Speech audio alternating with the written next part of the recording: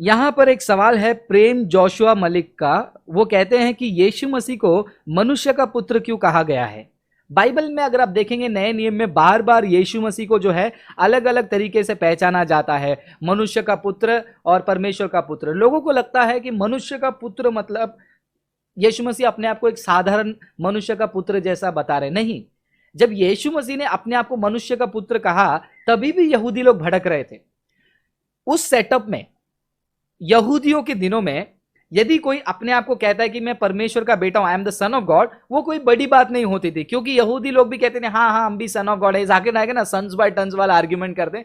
तो ये son of God उतना बड़ा टाइटल नहीं था उतना बड़ा टाइटल नहीं था जिसके लिए वो यहूदी क्रोधित हो जाए। लेकिन ये जो सन ऑफ मैन है, मनुष्य का पुत्र है, ये एक ऐसा टाइटल था जो कि बहुत ही मतलब बहुत ही, मैं कह नहीं सकता हूं कोई अपने आप के ऊपर इस्तेमाल नहीं कर सकता। क्यों? क्योंकि यदि आप दानियल के किताब में, दानियल की किताब में 7वां अध्याय में जाते हैं, 7वां अध्याय में वो मनुष्य का पुत्र कौन है करके वहां पर उसका पूरा विवरण दिया है। और जब वो विवरण को हम पढ़ते हैं तो हमें पता चलता है कि वो मनुष्य का पुत्र कोई और नहीं, वो मसीहा है और वो परमेश्वर खुद है।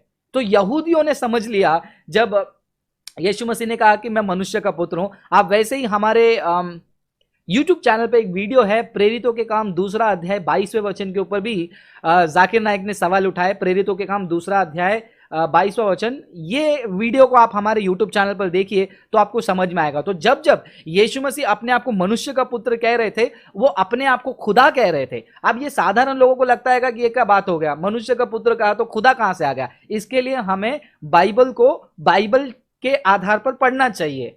आज का दिमाग हमको एंशिएंट लिटरेचर पर नहीं लगाना चाहिए। यहूदी लोग कैसे शब्दों को समझते थे और पुराने नियम में शब्दों की प्रयोग कैसे होती थी वो हमें देखना है। तो मेरे दर्शकों को मैं रिक्वेस्ट करूंगा कि आप दानियल की किताब 7वां अध्याय को आप पढ़ेंगे तो आपको समझने में आसानी होगी।